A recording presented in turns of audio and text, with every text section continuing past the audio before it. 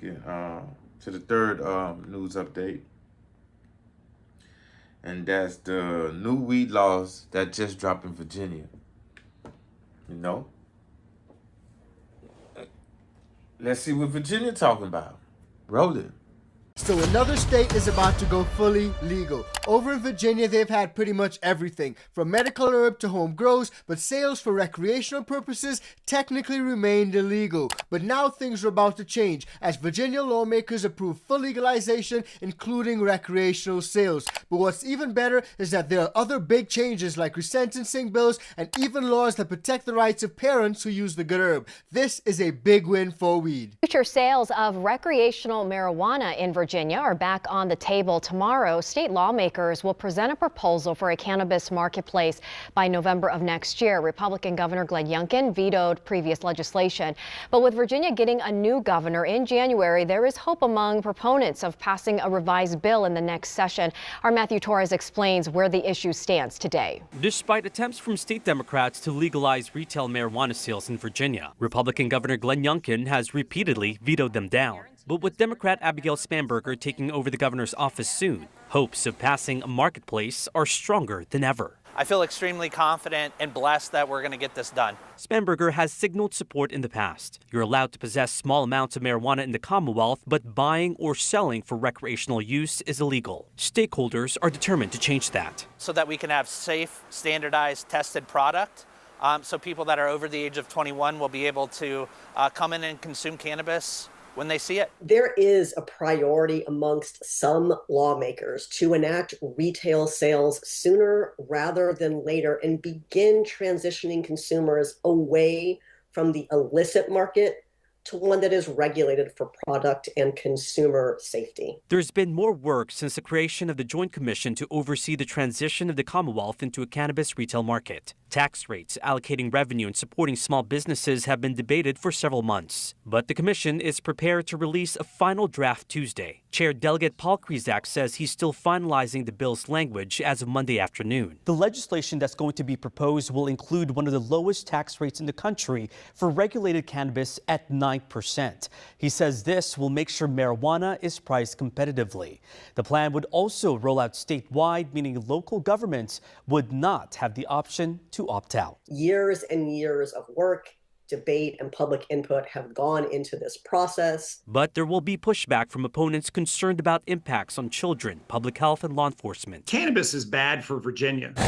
Echoing what Governor Youngkin has always argued about. Now, we have mentioned Virginia in past episodes and did signal that full recreational is coming, especially with the appointment of Governor Spanberger. But with that, it's a little bit of a bittersweet feeling because there are a lot of other radical policies that she is looking to and has already put in place. I'm talking taxes on Uber Eats, delivery services, all sorts. We actually broke it down in our past episode, so be sure to check that out. But what's pretty interesting about this is that they're saying that it'll be the lowest tax in the country, or one of the lowest taxes in the country. But it'll be really interesting to see if that actually holds true, because we've seen a lot of folks in a lot of states start off with small or what seem as small taxes, but they actually increase quite a bit. Because let's be real about it, no lawmaker's gonna come straight out the gate and say, hey, we're taxing you guys at 40%. In fact, what they're gonna do is start off at a seemingly reasonable price point, and then they're gonna add and stack taxes on that. Just have a look at Michigan. They've got so many taxes stacked on top of each other that by the time you check out, you're looking at a total 40% tax. But what is good is that lawmakers have actually approved the legal market. And what we can see right here is that Virginia lawmakers have approved sales, but also resentencing bills. And that's where things get really interesting. Now, here are a few of the key details when it comes to the new laws over in Virginia. In particular, adults will be able to purchase up to 2.5 ounces of herb in a single transaction. When it comes to oversight and licensing, the Virginia Cannabis Control Authority will oversee licensing and regulation of this new industry. Now, there will be a board of directors appointed to this Cannabis Control Authority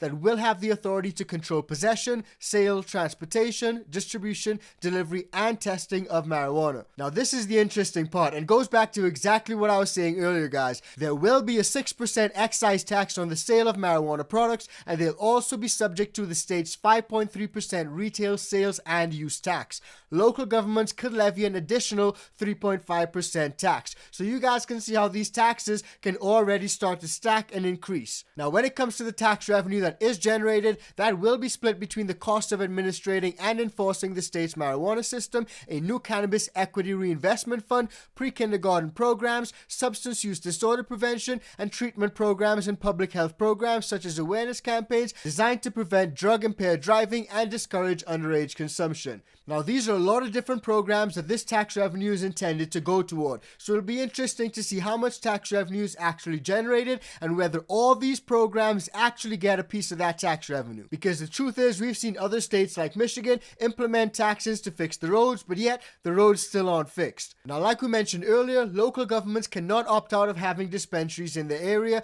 Delivery services will be allowed. Serving sizes will be capped at 10 milligrams of THC with no more than 100 THC per package. Existing medical cannabis operators can enter the adult use market if they pay a $5 million licensing conversion fee. Now again, that's a lot of money, so some players may not actually be able to convert. And just having a quick look at the medical cannabis dispensary licensing fees, it seems like there's a large disparity between the $5 million that they quoted and some of these figures that I'm seeing right here. So let me know what you guys think about that. That's pretty interesting. Now, in addition to those laws, a legislative commission would be directed to study adding on-site consumption licenses and micro-business cannabis event permits. Now, this is pretty interesting because this can allow licensees to conduct sales at venues like farmers markets or pop-up locations, and that can really expand the market, the industry, and also give folks a safe place to consume their herb. So Virginia is rolling out some of these laws, and some of them sound great. But like I said, you guys need to always pay attention to the fine print. That $5 million licensing fee is something that you guys need to be aware of. It may be a hindrance and may operate in such a way that only big players can operate. And also the taxes. Those taxes may stack quickly and they may increase over time, especially if they realize that the legal sales are making profits. Now, with Virginia setting up a new legal market and implementing a bunch of new laws designed to regulate that market, obviously they're going to need a blueprint as to how things are going to run.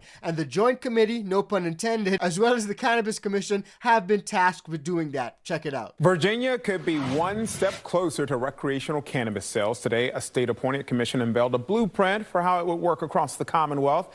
Fox 5's Home Bash live in Arlington tonight with those details. Hi, Kenneth. Medical dispensaries like this one right behind me have been allowed for about 5 years now, but getting into that retail cannabis market, that has proven to be a challenge in the Commonwealth. They tell me here, if this goes through, it would be a huge win. For us as a business, it would be a massive win. But more importantly, for folks that want to consume cannabis that's safe tested, age-gated, standardized products, it's even more important. Now, this is Beyond Hello. They run 6 medical dispensaries in Northern Virginia with a cultivation plant in Manassas. They tell me they're hopeful Virginia can follow in Maryland's footsteps. Today, the Marijuana Commission met with 7 pages of recommendations after months of hearings and studies. Keep in mind, it has been 5 years since Virginia legalized possession and cultivation. But some key points from the proposed bill: it favors small businesses and gets rid of opt-outs for localities while making sure they receive a percentage of revenue. There are projections of about $400 million in annual tax revenue over the next 5 years. It also looks to curb the illicit market while reinvesting in communities hit hardest by laws from the war on drugs era. Here's State Senator Aaron Krause and Delegate Paul Krizek, both who helped sponsor the legislation. Krause telling me creating a level playing field was an essential step. It made sure that everyone would go to market at the same time, ensuring that big pharma does not get a leap over small businesses. In fact, what I made sure was to prioritize Virginia small businesses first. Biggest concern, I think, as I said, has been public safety, and a regulated retail market will replace the illicit market because it includes product testing, labeling, accurate labeling, and consumer education. Now, in the past, Governor Glenn Youngkin vetoed legislation that would have created a legal cannabis market in the state. Today, Governor-elect Abigail Spanberger telling Fox 5 she believes the Commonwealth needs a clear strategy to set up a market that prioritizes public safety and grows Virginia's economy. She also says she believes revenue should be reinvested into things like strengthening the state's public schools. Spanberger says she's looking forward to finding a path forward and working with the General Assembly. Now, again, keep in mind, the soonest we could see a retail recreational cannabis market here in the state of Virginia would be November 2026. Guys. So it seems like it is happening and it's only a matter of time. And in addition to recreational sales finally rolling out, it turns out the Virginia lawmakers have also approved bills to expand medical access in certain hospitals. Now this is big because it will allow terminally ill patients to use medical cannabis so long as cannabis is federally rescheduled. And it goes back to what I've always been saying. President Trump's executive order to reschedule the good herb from Schedule 1 to 3 could be the push for so many things. I think it's a good thing if terminally ill patients are able to use a naturally healing medicine. Senate Bill 332, a bill to direct the Department of Health to convene a work group to develop policies for the safe administration of medical marijuana to terminally ill patients. The chair recognizes the senator from Arlington. Thank you, Madam President. Madam President, I move that the bill pass, and speaking to that motion. Senator has the floor. Well, thank you. What this bill would do is once the federal government moves cannabis from a Schedule 1 to a Schedule 3 category, and the Department of Health issues regulations, after those two steps, then hospitals would be permitted to provide cannabis oil to patients under the direction, of course, of a medical team. And cannabis oil is already available, again, under the direction of a medical team at our nursing homes and in hospice. Cannabis oil has been effective in ameliorating some severe pain and also helping with nausea and appetite loss. So this bill has a couple guardrails in it, and we're merely trying to treat patients in hospitals, give them the same options as we're currently giving patients in nursing homes and in hospice. So I do hope it is the will of the body to pass this bill. Thank you, Madam President. The question is, shall Senate Bill 332 pass? All in favor of that motion will record their votes aye. Those opposed, no. Are the senators ready to vote? Have all the senators voted? Do any senators desire to change their vote? The clerk will close the roll.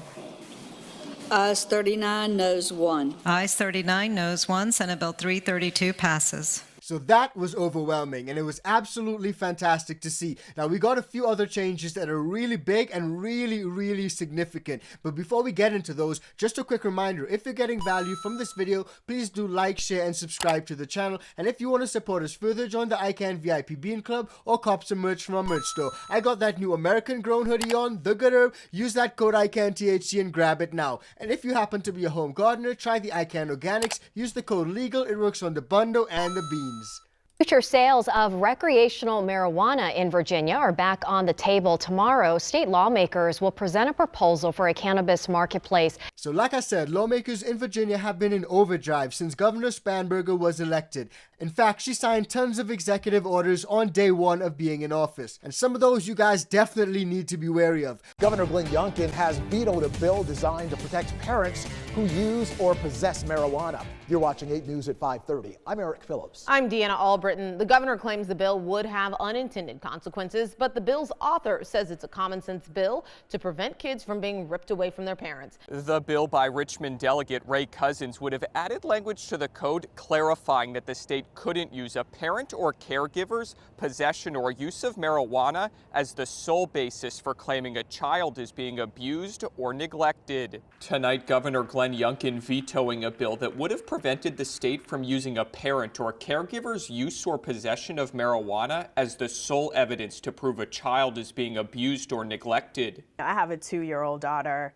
And I would hate to, I can't even fathom, her being separated from me on the basis of legal activity. The bill, which would have also clarified that the possession or use of marijuana shall not serve as the sole basis to restrict a parent or caregiver's custody or visitation rights, comes after the General Assembly legalized simple possession and the adult use of marijuana in 2021. We've received calls from constituents and also advocacy organizations who have received calls from parents who have had their visitation or custody rights disturbed or taken away just on the basis of a positive drug screening. Despite that, the governor vetoed the bill, saying, quote, "It's a significant threat to child safety, potentially shielding parents engaging in substance possession or consumption from scrutiny," and adding it will dissuade local departments of social services from implementing necessary protective measures. Delegate Ray Cousins, who wrote the bill, disagrees. The bill does not state that courts cannot take other factors into account. It just simply says that a parent's custody or visitation rights cannot be limited or disturbed or taken away just on the basis of the legal possession or consumption of an authorized substance. But when it comes to the good herb, at least we can say they're doing some good stuff. And the Virginia House actually passed a bill to protect the right of parents who use the good herb. Now this is truly significant because under this proposal, possession or use of cannabis by a parent or guardian on its own shall not serve as a basis to deem a child abused or neglected unless other facts establish that such possession or consumption causes or creates a risk of mental or physical injury to the child. So in other words, if you just happen to have some gummies or some flour at home, it does not necessarily mean that you're immediately a bad parent. And in fact, it even goes on to say that a person's legal possession or consumption of substances authorized under the state's law shall not serve as a basis to restrict custody or visitation unless other facts establish that such possession or consumption is not in the best interest of the child. So in other words, if you're doing things legally, but you seem to be completely out of control, and if it affects the best interest of the child, then that may be a different story. Now, there are critics of this proposal who claim that this will introduce unnecessary complications and risks, exposing children to harm. And again, the protecting the kids argument has come up. But if we're really talking about protecting the kids, then have a look at some of those executive orders signed into law by Governor Spanberger. Those definitely put children at risk. That's all I'm gonna say. But you guys know it's not about what I think. So let's head over to Virginia Beach to see how city leaders and residents are preparing for potential recreational sales finally rolling out in Virginia. Check it out. All right, we're talking about lots of buzz in the resort city as Virginia Beach prepares for the possible legalization of the sale of recreational marijuana. Now, it could happen here in the Commonwealth by the end of this year. 10 on your side's Michael Rinker has details on a task force asked to make recommendations should that happen. By the end of this year, the legal sale of marijuana could be a reality in Virginia, and now localities, including Virginia Beach, are trying to get ready for a brand new industry in their city. From zoning, taxes, and public impact, Virginia Beach's Cannabis Advisory Task Force is handling how a recreational retail marijuana industry could exist in Virginia Beach. With Democrats controlling the House, Senate, and governor's office, it's expected the recreational sale of marijuana will be legalized this year, and Virginia Beach wants to be prepared. It's critical to get ahead of it and to roll out your program both at the state and the local level in an organized manner. You can look at the New York State, who went through a rollout about 2 years ago, and it was very disorganized, and it created a lot of problems. The task force will work with City Council to decide key factors like who gets a license, where do shops open, how close can two stores be to each other, and when can they operate. Much of what they decide to do really comes from the state level first. Governor-elect Spanberger said she supports a well-regulated market, which includes, oversight, enforcement, regulation, all those things. So I think that is critical in rolling out a program at both the state and the local levels. Then how do you tax retail marijuana sales? The task force brought up a 2.5% as well as a 3.5% tax. It's an industry that the city can capitalize off. But as a municipality, we have the power to capitalize on that. We can either do nothing or it continues to have a revenue source that we can't tap into, and then we'll put that on the taxpayers. But not to be left out, the public, the task force and the city want the community to be a part of the process before they make any formal decisions. Now, what a recreational marijuana industry looks like in Virginia hinges on the legislation that gets passed in Richmond. You can read more about Virginia Beach's task force on wavy.com. So legal sales are coming. The lawmakers see the dollar signs. They see the tax revenue that can be generated, and they want to spend it on so many different programs. And that's absolutely clear, and they don't even really try to hide it anymore. Check it out. The idea behind it, I know, is Aaron wanted to capture the revenue. So to say, hey, if this is something that's already happening, Let's create a framework so we can get some education revenue is his goal, and we can ensure that there's some public safety efforts. Now there's a framework, we can regulate it, and we can create some rules that will hopefully promote public safety. So it's just funny to me that the public safety aspect of it came second, but the money part of it came first. We want to make sure that we can get some of the tax revenue and use it for all these stuff. But let me know what you guys think about everything that's happening over in Virginia. They're finally going to roll out legal recreational sales, and it's been a long time coming. But drop your thoughts and concerns in the comment section down below, because the trade-off, it may be astounding and it may leave long-lasting impacts on Virginia. Okay, good for Virginia. Good for Virginia. Good for Virginia. Good for Virginia. Lowest tax rate in the country. Give it time, Virginia. They're going to come for you. Adults will be able to purchase up to 2.5 ounces of marijuana in a single transaction. Yeah. And well, how y'all feel about the parent and pot rights? You know, I'm glad the governor of Virginia didn't sign that shit, because that's but with that being said, how do you guys feel about that whole thing going on in Virginia? And do you agree with it? Do you disagree? How do you feel? Because you don't play with people's kids, man. Y'all better chill out. I better chill the fuck out. Yeah. But yeah, leave your comments and your questions down low. Let me know how you feel about that. You know, the kids are a sensitive topic